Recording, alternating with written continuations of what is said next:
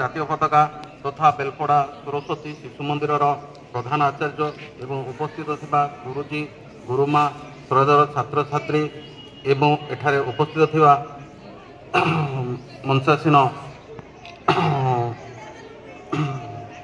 ভদ্র ব্যক্তি ସମସ୍ତଙ୍କୁ ৭୭ତମ ସାଧାରଣତନ୍ତ୍ର ଦିବସ ଉପଲକ୍ଷେ ମୋର ହାର୍ଦ୍ଦିକ ଅଭିନନ୍ଦନ ଓ ଶୁଭେଚ୍ଛା ଜଣାଉଛି। ଆଜି ହେଉଛି 26 ଜାନୁଆରୀ 2025 ମସିହା। ଆଜି ଆମେ ଆମ ଦେଶର ৭୭ତମ ସାଧାରଣତନ୍ତ୍ର ଦିବସ ପାଳନ କରୁଛେ।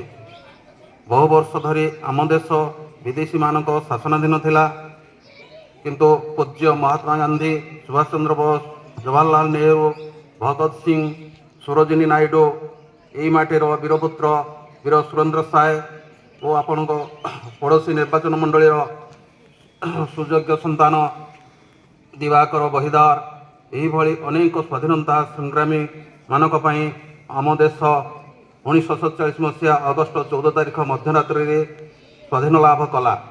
ଆମ ଦେଶ ସ୍ୱାଧୀନ ଲାଭ କଲା ପରେ ମଧ୍ୟ ଆମ ଦେଶ ସେ ଇଂରେଜମାନଙ୍କର ପ୍ରଦତ୍ତ ଶାସନ ଖସଡ଼ାକୁ ନେଇ କାର୍ଯ୍ୟକାରୀ ହେଉଥିଲା।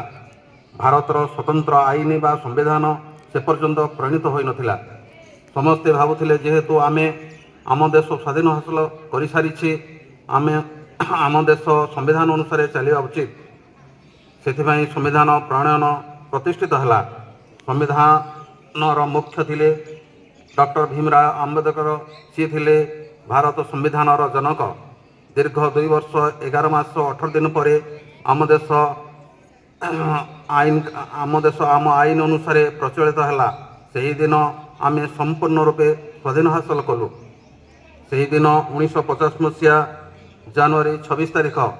ସେହିଦିନ ଠାରୁ ପ୍ରତ୍ୟେକ ବର୍ଷ ଜାନୁଆରୀ 26 ତାରିଖକୁ ସାଧାରଣତନ୍ତ୍ର ଦିବସ ବା ଗଣତନ୍ତ୍ର ଦିବସ ରୂପେ ପାଳନ କରାଯାଉଛି। ଗଣର ଅର୍ଥ ହେଲା ଲୋକମାନେ, ତନ୍ତ୍ରର ଅର୍ଥ ଶାସନ। ଏହାର ସମ୍ପୂର୍ଣ୍ଣ ଅର୍ଥ ହେଉଛି ଲୋକମାନଙ୍କ ଶାସନ। ଗଣତନ୍ତ୍ର ଦିବସ କେବଳ ସାମୟିକ ଆନନ୍ଦଦାୟକ ଉତ୍ସାହ ନୁହେଁ, ଏହା ଆମ ପାଇଁ ସମୀକ୍ଷାର ଦିନ। ଆମେ ଆଜି ଶପଥ ନେବା ଯେ ଦେଶକୁ ଓ ଆମ ଭାଷାକୁ ସୁରକ୍ଷିତ ରଖିବା। ଆଜିର ଛାତ୍ରଛାତ୍ରୀ ଆସନ୍ତାକାଲିର ଭବିଷ୍ୟତ। ଭାରତର ଚାବିକାଠି ରହିବ ସେହିମାନଙ୍କ ହାତରେ। ଆଜି ଆମେ ଶପଥ ନେବା ଭାରତକୁ ମହାନ କରି ଗଢ଼ି ତୋଳିବା।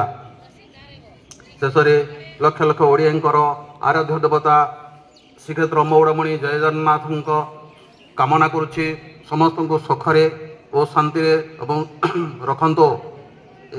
ଜୟ ହିନ୍ଦ। ଏତିକି କହି ମୋର ବକ୍ତବ୍ୟ ଶେଷ କରୁଛି।